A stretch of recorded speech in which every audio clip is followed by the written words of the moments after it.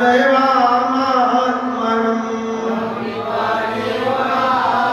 मन्यते अनीशमीश्वरम् भूते सृजति भूतानि ग्रसते तानि ते स्वयं अविद्वान् नैवात्मानम् मन्यते अनीशमीश्वरम् भूते सृजति भूतानि ग्रसते तानि ते स्वयं। बोलिए अविद्वान् एवमात्मानं मन्यते अनीशमीश्वरम् भूतः सृजति भूतानि ग्रसते तानि ते स्वयं। बोलिए अविद्वान ज्ञान रहित मूर्ख एवं इस प्रकार आत्मानं, सभी लोग बोले आत्मानं, स्वयं मन्यते मानता है अनिशम यद्यपि दूसरों पर पूर्णतः आश्रित ईश्वरम परम नियंता के रूप में स्वतंत्र भूतय जीवात्माओं के द्वारा सृजति वह श्री भगवान उत्पन्न करते हैं भूतानि अन्य जीवों को ग्रसते निगल जाते हैं। कौन निगल लेते हैं? तानि उनको तय अन्य जीवों के द्वारा स्वयं स्वयं अनुवाद एवं तात्पर्य प्रभुपाद जी के द्वारा इस प्रकार जगत श्रील प्रभुपाद की ज्ञान रहित मूर्ख व्यक्ति, बोले ज्ञान रहित मूर्ख व्यक्ति पूर्ण पुरुषोत्तम भगवान को नहीं समझ सकता है। यह सदैव अधीन रहकर भी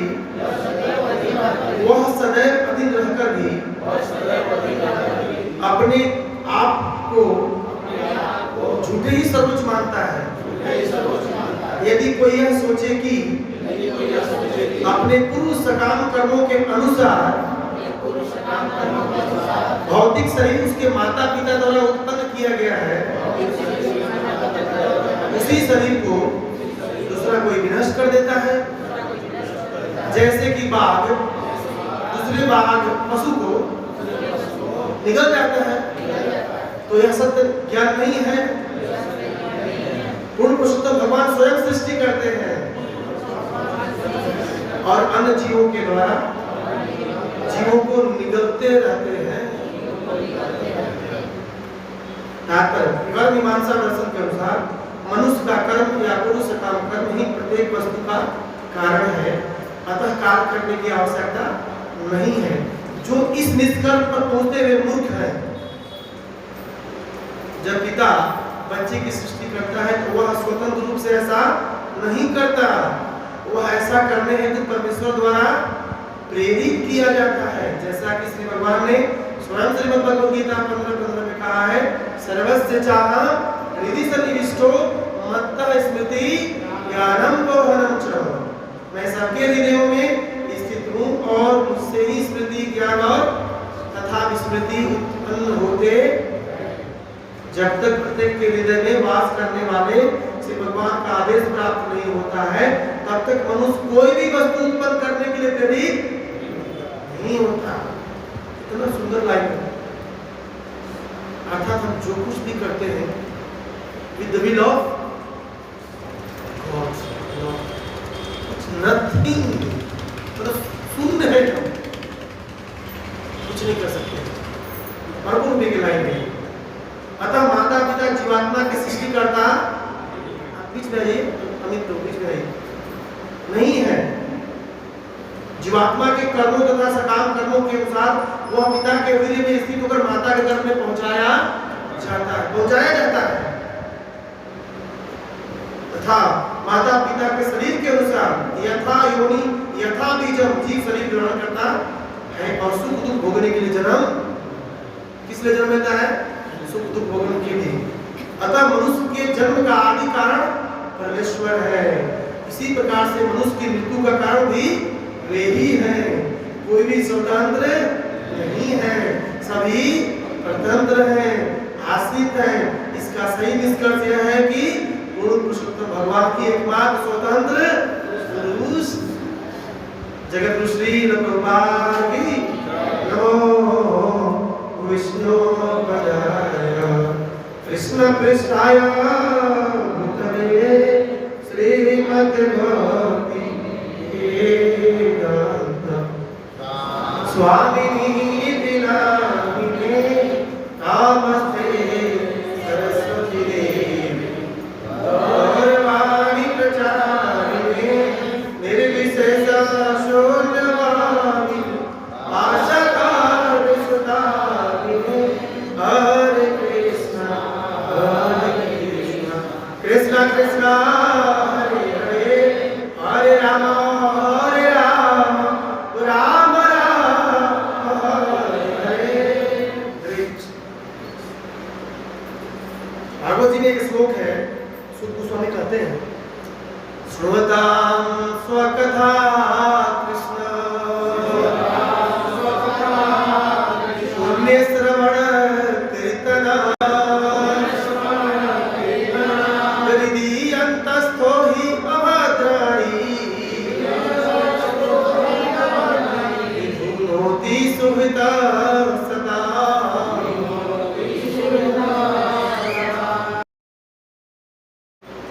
सुखदेव गोस्वामी कहते हैं हे राजा परीक्षित, और इसी बात को सुत गोस्वामी कहते हैं हे राजा परीक्षित, जीव कथा क्यों नहीं सुन पाता है?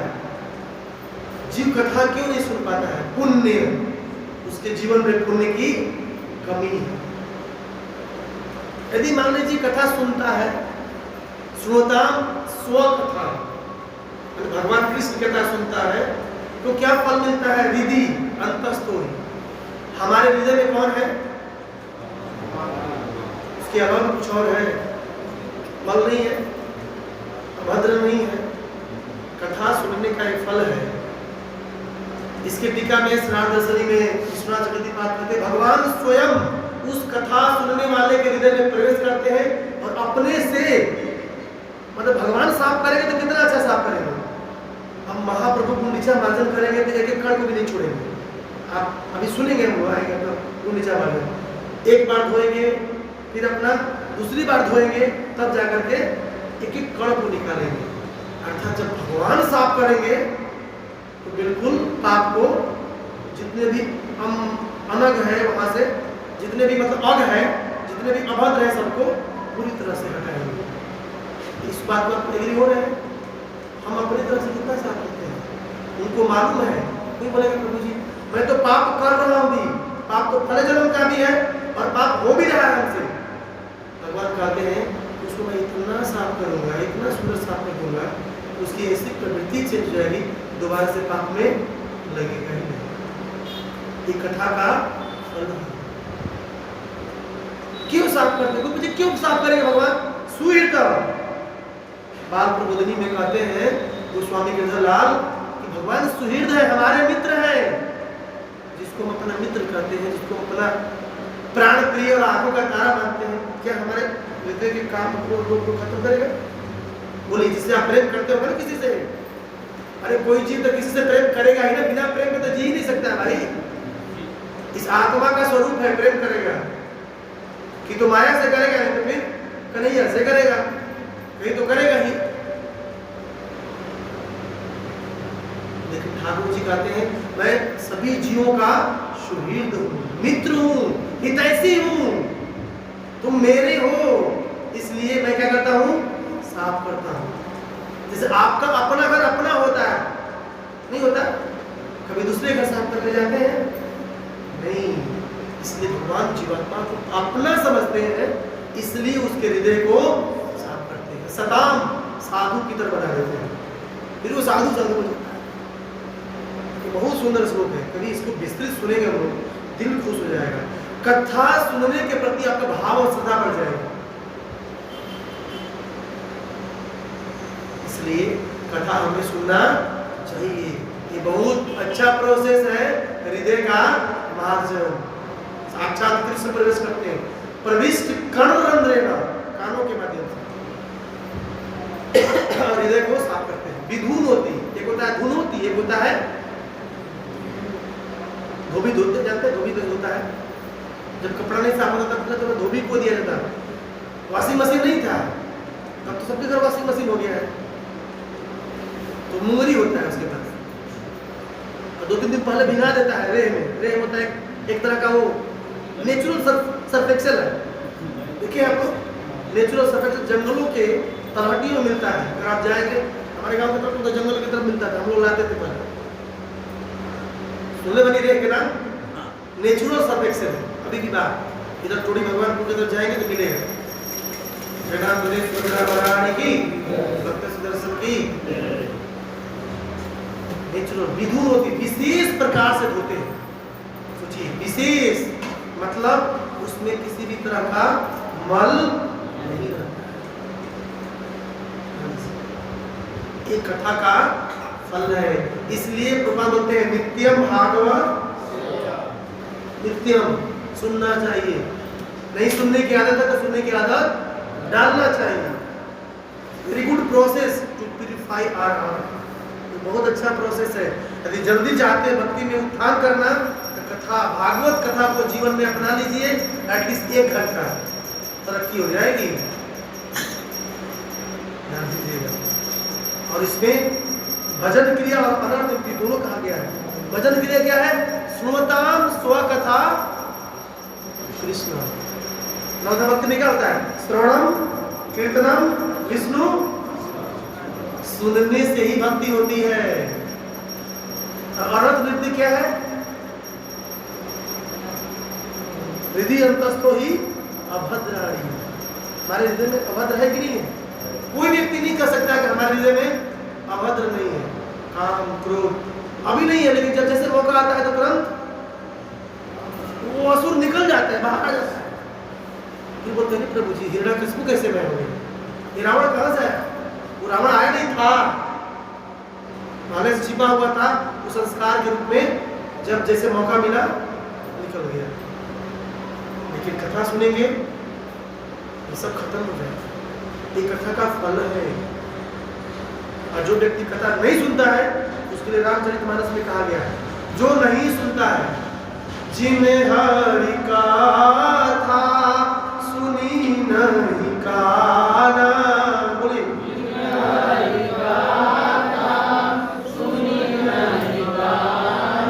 श्रवण रंध्र अहि भवन समाना।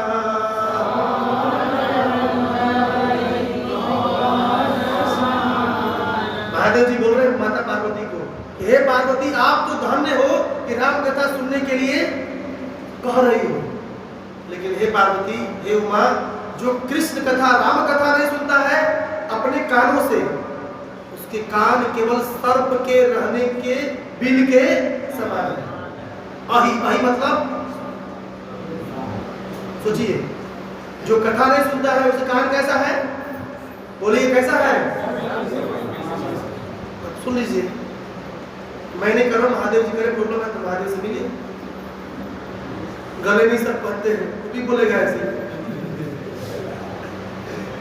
इसलिए कथा सुनना चाहिए। अपने कानों को सर्प के समान रहने का जगह नहीं बनाना है, इसमें कृष्ण कथा भरना है जितना हो सके। इसलिए पृथु महाराज 1000 कान मांगे थे। कितना? तो महाराज से कोई पूछा, ये जो राधा गोविंद गोस्वामी महाराज से, कि क्या महाराज तुमको 1000 कान मिल गया? अरे 1000 कान नहीं, वो 2 ही कान को 1000 कान के समान सुनने की कैपेसिटी। कितना अच्छा हो गया, मतलब कथा कहीं भी चलेगा हमको सुनाई, कितना अच्छा होता है। कथा वृंदावन में चल रहा है, यहाँ सुनाई देता हूँ। अभी तो ऑनलाइन ढूंढना पड़ेगा ना। ऐसे ऐसी मांगना चाहिए भगवान से, हे प्रभु आप ऐसी शक्ति दो कि मैं कहीं भी रहूं कथा सुनाई। कितना सुंदर वरदान है।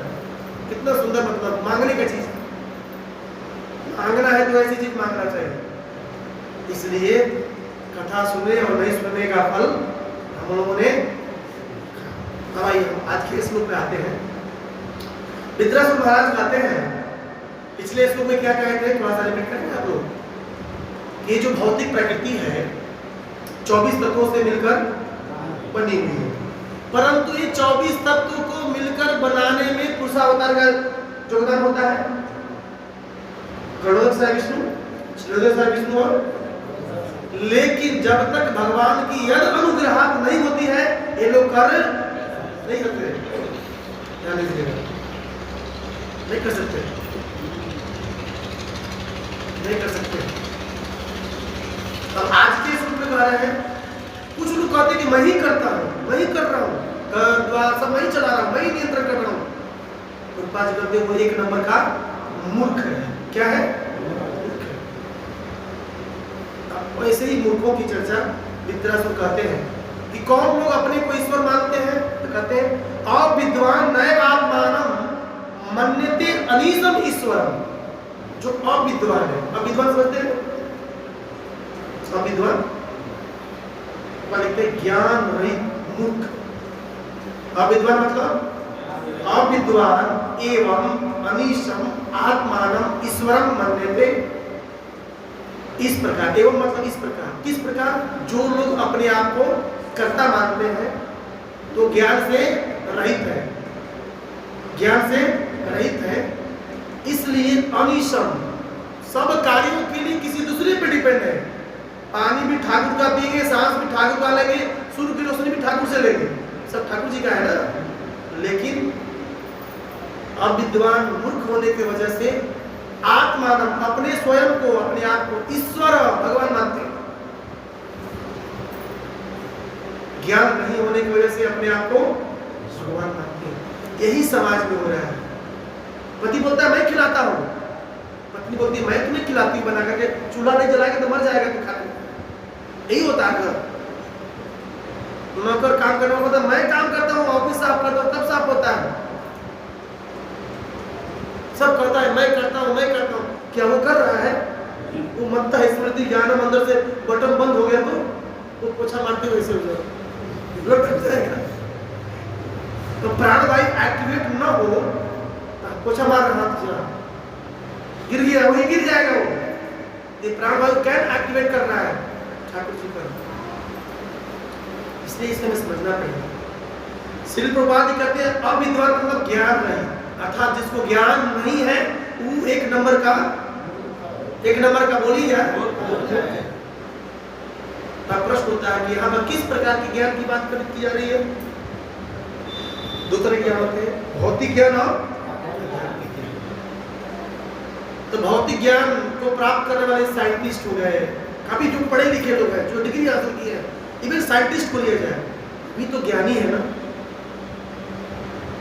लेकिन भगवान को जानते हैं, आत्मा को जानते हैं, तो उनको क्या बोलेंगे हम? एक नंबर का। प्रभुपाद बोलते हैं कि पढ़े लिखे,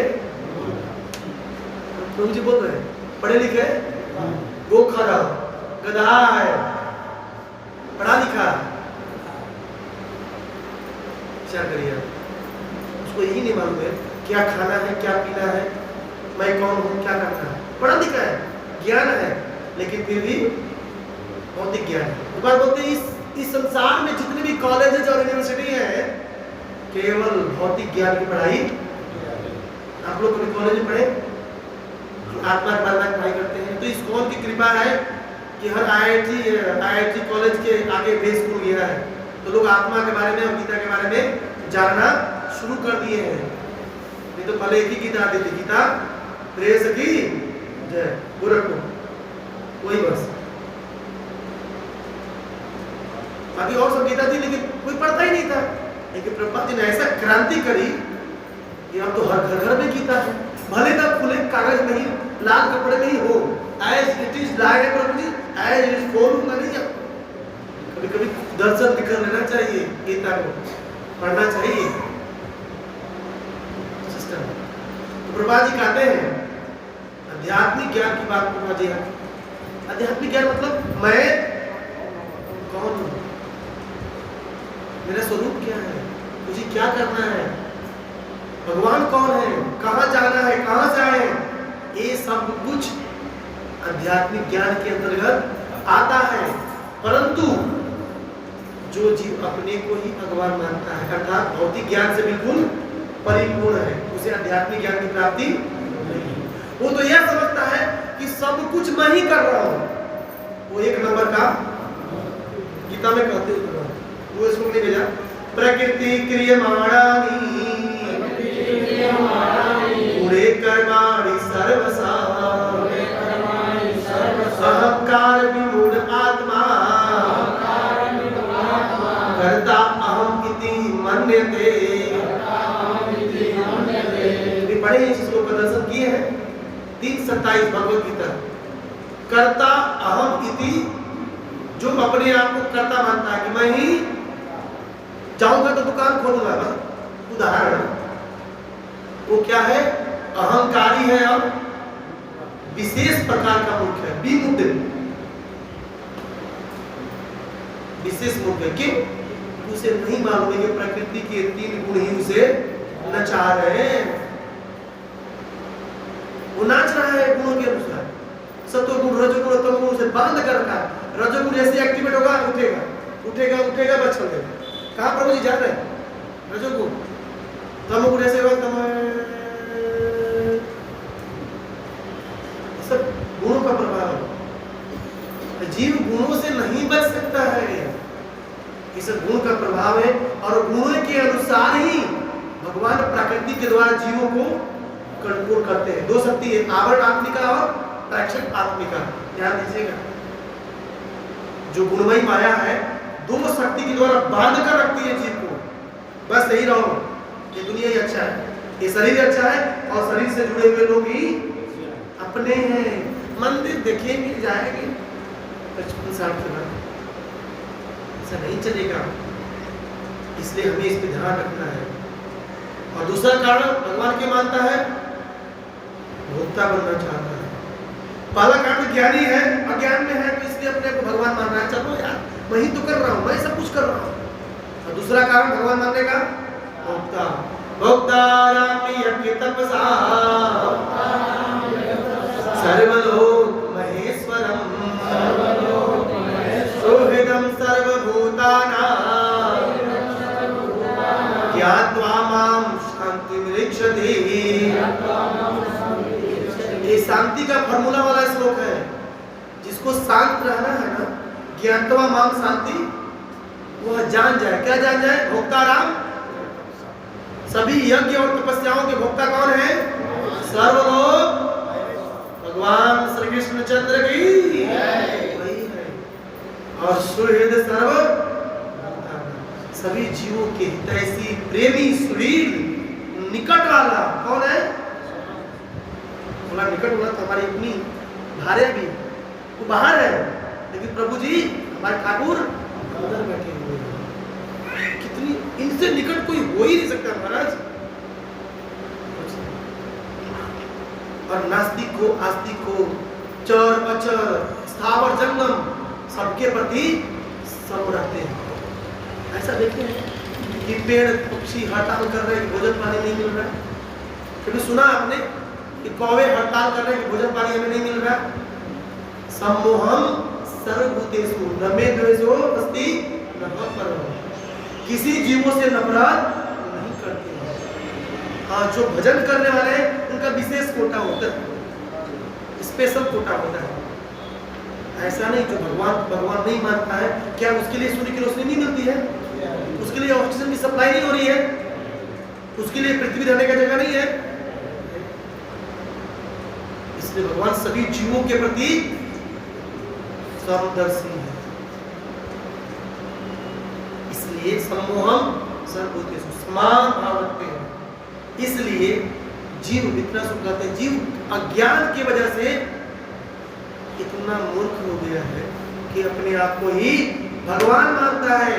और अज्ञान क्यों है? क्योंकि साधु की संगति नहीं हो रही है। बिना सत्संग विवेक होई, राम कृपा बिनु सत्संग भी मिलता है ना प्रभु जी माता जी, तो ठाकुर जी के कृपा से ठाकुर जी जब कृपा करते हैं जीव के ऊपर, उसके जीवन में साधु संग को प्रदान कर देते हैं। साधु संग नहीं होगा, हम क्या करेंगे? इंद्रिय तृप्ति करेंगे। साधु संग नहीं करेंगे, इंद्रिय तृप्ति करेंगे।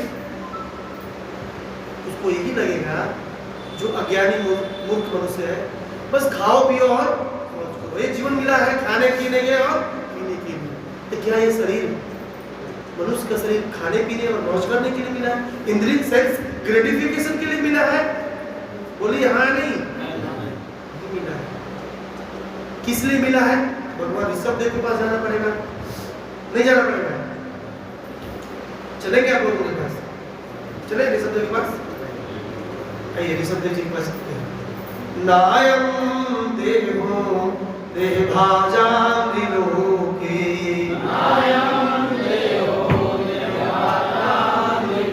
कष्टान कामान अर्हते बिर्भुजामे,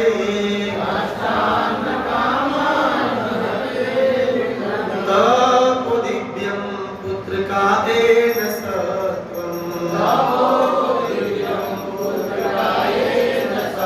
सुदेत तस्मात् ब्रह्म सौख्यं त्वनन्तं।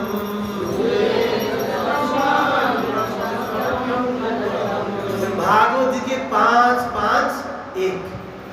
भगवान ऋषभ उवाच, भगवान ऋषभ देव भगवान के 27वें अवतार हैं। वे बोलते हैं अपने 100 पुत्रों को, हे मेरे पुत्रों, नायम देहम देहभाजां त्रिलोके। इस संसार में जितने भी देहधारी जीव हैं, केवल इंद्रिय तृप्ति के लिए कष्ट करते हैं, श्रम करते हैं, सुबह से लेकर किस लिए करते हैं? कि इंद्रिय तृप्ति हो जाए। लेकिन हे मेरे पुत्रों, ऐसी इंद्रिय तृप्ति तो कष्टान कामान अर्हते बिर्भुजा में, शुकर कुकर की जोनी में भी प्राप्त हो जाती है। जो इंद्रिय तृप्ति के पीछे तो भाग रहे हैं, आपकी बात नहीं हो रही है, जो लोग भाग रहे हैं उनकी बात हो रही है। उनको लगता है बस खाना पीना आहार निद्रा भय यही जीवन का लक्ष्य है। जनार्दन सुंदराम रानी की और की प्रभुपाद जी की, जिनको लगता है कि इंद्रिय तृप्ति जीवन का लक्ष्य है, उनके लिए कहा जा रहा है। ऐसी इंद्रिय तृप्ति शुकर बीट भुजा, शुकर और कुकर को भी आसानी से प्राप्त हो रहा है।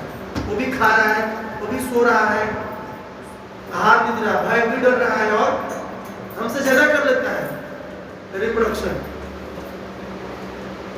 ध्यान दीजिए, तो क्या करना चाहिए मनुष्य प्राप्त करके? तपो दिव्यम, दिव्य तपस्या करनी चाहिए। इससे क्या होगा? हे मेरे पुत्रों, शुद्ध एक तस्मात्, आपका हृदय शुद्ध हो जाएगा। और फिर क्या मिलेगा? ब्रह्म सौख्यम तु अनंतम, इतनी सुंदर सुख मिलेगा, उस परम ब्रह्म की सुख की प्राप्ति होगी, क्योंकि अनंत और अगाध और अपार होगा, जो कभी खत्म होने वाला। रसगुल्ला खाएंगे तो कुछ क्षण के लिए आनंद आएगा, वो भी कितना खाएंगे? 100-200 खा लेंगे? नहीं खाएंगे, तो आगे 1 नंबर 2 नंबर 2 हो जाएगा। फिर मेट्रो ले जाकर खाना पड़ेगा, क्या आनंद मिलेगा? लेकिन जब सच्चिदानंद से हमारा कनेक्शन हो जाएगा, तो हमको आनंद की प्राप्ति अबाध अगाध अपार, जो कभी खत्म होने वाली। इसलिए ऐसे आनंद की प्राप्ति के लिए हमें कोशिश करना चाहिए। लेकिन जीव साधु सब नहीं करता है, इसलिए इंद्रिय तृप्ति में बहुत लोग प्याज लहसुन खाते थे, कि जैसे इस्कॉन में आए बोले ना प्याज लहसुन नहीं खाना है, मसूर का दाल नहीं खाना है, और तमोगुणी भोजन खाएंगे तो सतोगुणी नहीं हो सकते हैं, और भजन सतोगुणी नहीं होती है महाराज। इसलिए खाने पर ध्यान देना है, क्या खा रहे हैं। जैसा खाएंगे अन्न वैसा होगा, जैसा करेंगे संग वैसा होगा, इसलिए ध्यान से। इसलिए वैष्णव के संग करना जरूरी है। लेकिन पूछेगा वैष्णव का संग करेंगे तो क्या होगा? आइए नरोत्तम दास ठाकुर का चलते हैं। एक बार करुणा करो वैष्णव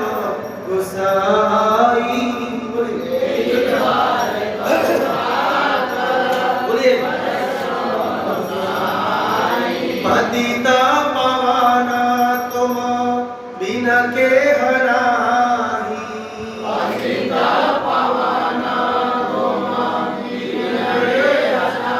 जहरा निकट गेले पाप दूर जाय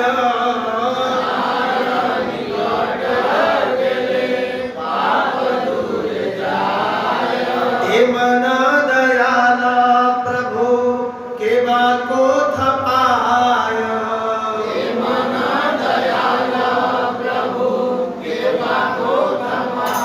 गगर पर सहले पाश्चात पवन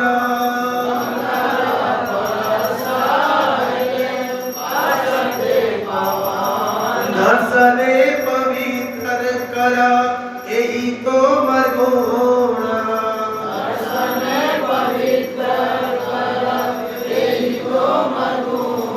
होता है, क्यों मंदिर में जाते हैं, क्यों वैष्णव का संग करते हैं? इसलिए करते हैं। वैष्णव के संग करने के बाद ये प्रार्थना याद करते हैं, कृपा करो हे वैष्णव ठाकुर। क्यों? क्योंकि आप पतित पावन हो, आपके बिना कोई हमारी सहायता करने वाला, क्योंकि आपके निकट जो भी जाता है पाप दूर।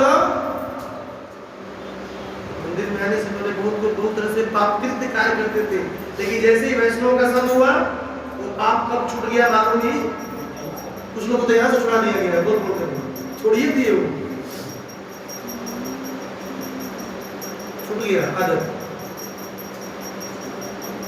कितना सुंदर है, हे दयाला, हे मन दया, आपसे दयालु कौन ही है? वैष्णव से कृपालु और दयालु कोई नहीं हो सकता है। तितिक्षुवा कारुणिका सुहृद सर्व देहिना अजात शत्रु शांता साधव साधु 3:25-20 पढ़िएगा इसको। ये सब वैष्णव के गुण है, साधु के गुण है। जैसे गंगा में हम नहाते हैं तब हमें पवित्रता आती है, यहाँ कहते हैं दर्शन ही पवित्र करो। हे वैष्णव ठाकुर, आपके दर्शन मात्र से ही पाप दूर और हम क्या हो जाते हैं, आइस हो जाते हैं, पवित्र हो जाते हैं। इसलिए वैष्णव का संग करना चाहिए या नहीं चाहिए? इसलिए करना चाहिए। परंतु प्रभु जी, माता जी, ऐसे वैष्णव दुर्लभ नहीं, सुदुर्लभ है। जल्दी मिलने वाले बहुत सुदुर्लभ है। ऐसे वैष्णव जल्दी मिलते नहीं। क्यों? क्योंकि भागवत में एक श्लोक है, मुक्तानाम अपि सिद्धानाम नारायण परायण सुदुर्लभ प्रशांतात्मा कोटिस्वपि महामुने 5:14 पांचवें स्कंद का है। नहीं, एक मिनट, स्कंद लिखते हैं। कौन सा स्कंद है? 6वें स्कंद का 14वें अध्याय का 5वां नंबर से पढ़िएगा इसको। मुक्ता नाम अपि सिद्धा नाम, कहते कोटि मतलब करोड़ों लाखों मुक्त पुरुषों और सिद्ध पुरुषों में से कोई एक नारायण का परायण होता है, मतलब भगवान कृष्ण का, राम का भक्त बनता है। महाराज भक्त बनता है, और ऐसे भक्त सुदुर्लभ, बहुराम जन्मना मनते ज्ञानवान मां प्रवदन्ते वासुदेव सर्वमिति स महात्मा सुदुर्लभ। मनुष्याणां सहस्रेषु कश्चित् यतति सिद्धे एतदामपि सिद्धानां कश्चिन् मां वेति 7:3-7:19। ये दुर्लभ है, ऐसे साधुओं का दर्शन दुर्लभ है। इसलिए हमें ये ध्यान देना होगा कि हम क्या कर रहे हैं। साधु की संगति कर रहे हैं तो उस साधु के संग में रह करके कर क्या रहे हैं। अभी मान लीजिए साधु संग मिल जाए, ऐसे वैष्णव के आश्रय में रह करके भजन करना चाहिए। जब ऐसे वैष्णव के चरण कमलों को आश्रय ग्रहण करके भजन करेंगे तो नर्तन दास कहते हैं, जानते हैं क्या होगा? कैसे वैष्णव के आश्रय में रहना है? जो नारायण परायण है, वैसे वैष्णव के आश्रय में हमें भजन करना है। तो नरोत्तम दास कहते हैं कि वैसे वैष्णव के आश्रय में भी हम रहते हैं तो क्या होने वाला है, उसके लिए एक श्लोक बोलते हैं प्रार्थना में, वैष्णव ठाकुर वैष्णव पद अवनीर संपद सुन भाई हैया एक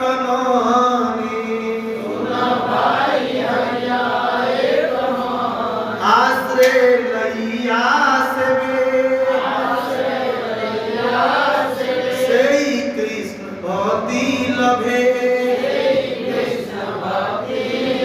आर सब मरे आकरणे।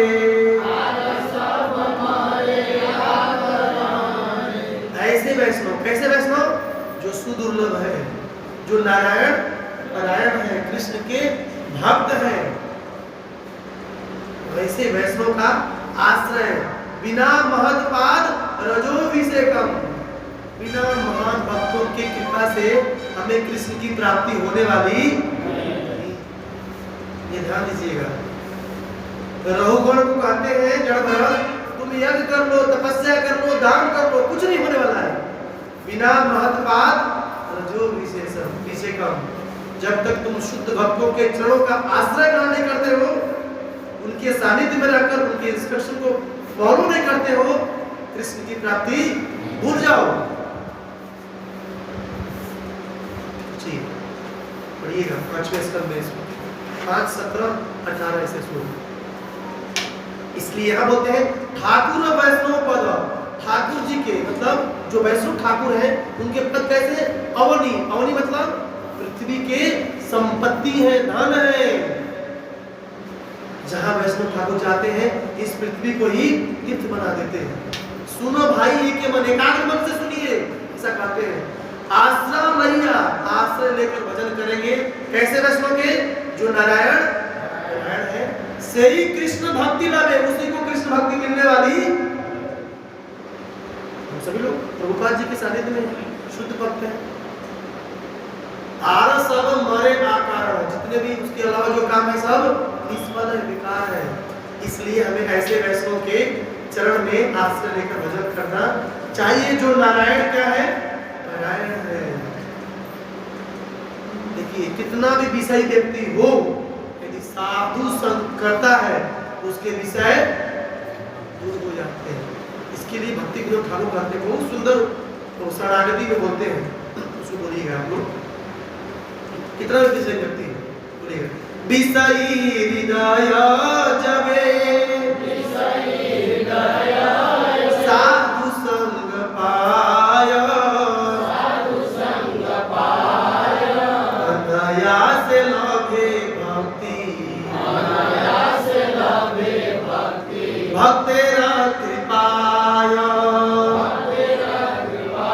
शरणागति का भजन है, भक्ति विनोद ठाकुर कहते हैं कितना भी हृदय में विषय हो, काम वासना हो, लोभ क्रोध मोह भरा हुआ हो, यदि साधु की संगति प्राप्त कर गया तो अनायास उससे कृष्ण की भक्ति प्राप्त हो जाती है, क्योंकि भक्त कृपा करते हैं। और भक्ति ठाकुर जी दे सकते हैं कि भक्त दे सकता है? भक्ति भक्ति दे सकता है। ठाकुर जी के पास भक्ति, अगर भक्ति होती तो भक्ति का टेस्ट लेने के लिए साक्षात ब्रजेंद्र नंदन सचिनंदन क्यों बन गए? ये एक सिद्धांत है। भक्ति राधा रानी दे सकती है, क्योंकि भक्तों की शिरोमणि है राधा रानी, उसे स्वरूप। इसलिए हमें साधु संग नहीं करेंगे तो अज्ञान में रहेंगे, और फिर हम अपने आप को भगवान क्या करेंगे? ये सब उपाड़ा क्यों लिया गया है दुनिया भर का? भगवान जो मान रहा है उसके लिए निकलेगा कैसे? साधु संग से। संगति नहीं है उसका, इसलिए बर्बाद हो रहा है, इसलिए मूर्ख है, साधु संगति नहीं है उसके जीवन में। इसलिए साधु संग हमें करना ही चाहिए, नहीं करेंगे तो फिर क्या होगा? हम अविद्वान मन्यते ईश्वरम, अपने आप क्या मानेंगे? भगवान मानेंगे, क्या भगवान है। इसलिए साधु संग करना चाहिए। वितरासुर कहते हैं जो मूर्ख लोग हैं, अविद्वान ईश्वरम मन्यते, अपने आप को क्या मानते हैं? भगवान मानते हैं। अरे सब कुछ कंट्रोल किससे हो रहा है? भगवान के द्वारा है। आगे कहते हैं भूते सृजति भूतानि, अरे एक जीव भी एक दूसरे जीव के द्वारा उत्पन्न होता है, किसकी कृपा से? भगवान की कृपा से। और आगे कहते हैं ग्रसते तानि तय स्वयं, और जीव मरता भी है, एक जीव दूसरे जीव का भोजन बन जाता है ना, वो भी किसकी कृपा से? भगवान की कृपा से। अहस्तानि सहस्तानाम अपदानि चतुष्पदाम फल्गुनी तत्र महताम जीवो जीवस्य जीवन। 1:13-47 पढ़िएगा। हर जीव का एक जीव भोजन बना हुआ कैसे हो रहा है? माता पिता बच्चे को जन्म देते हैं और बच्चा कुछ काल के बाद मर जाता है। जैसे हिरणी के गर्भ से बच्चे निकलता है और उसको से तो बच्चा निकल रहा है भगवान की कृपा से, और शेर उस बच्चे को खा रहा है भगवान की कृपा से। ये मित्र सुख कर रहे हैं। मत्ता स्मृति, उसको ध्यान दीजिएगा। यदि वो सोच विचार उस टाइगर को नहीं मिलेगा तो हिरण को खाएगा? ये मित्र सुख कर रहे हैं कि सब कुछ भगवान के नियंत्रण में है, सबके आदि कारण भगवान श्री कृष्ण है। इसलिए ब्रह्मा जी को कहना पड़ता है ईश्वरः परम कृष्ण सच्चिदानंद विग्रह अनादिरादि गोविंद सर्व कारण सभी कारणों के कारण कन्हैया है। ये त्रिभंग ललित राधा बाके बिहारी लाल की यही है। हमारे जीवन में जो कुछ भी हो रहा है सबके मूल में कौन बैठे हुए हैं? जगन्नाथ गौर पिता। इसलिए ज्यादा दिमाग जो हो रहा है उसको होने दीजिए, उसको छेड़छाड़ करेंगे कैसे? यही इस श्लोक के माध्यम से कहा जा रहा है कि भगवान ही नियंत्रण करने वाले हैं, लेकिन मूर्ख व्यक्ति अपने आप को नियामक और क्या समझता है? मालिक समझता है, भगवान समझता है। क्यों? साधु संगति नहीं है। साधु संग नहीं होगा तो ज्ञान नहीं होगा, ज्ञान नहीं होगा तो अपने आप को भगवान का टोपी पहन करके मैं भगवान, मेरी पति भगवान, मेरे पति भगवान, सब भगवान, मेरे ससुर भगवान, सास भगवान, सब भगवान। कोई भगवान नहीं, सब क्या है? भृत्य है। क्या है? दास। यही हमारा हरे कृष्ण। ग्रंथराज भागवत महापुराण की जगत ऋषि प्रभात की तारीख 30 सेकंड का समय है। किसी को कुछ पूछना है तो पूछ लीजिए। ओनली 9 बजे का मैं बंद कर दूंगा। 30 सेकंड। एनी कमेंट, एनी प्रश्न, एनी जिज्ञासा? हरे कृष्णा कृष्णा कृष्णा हरे हरे राम राम राम।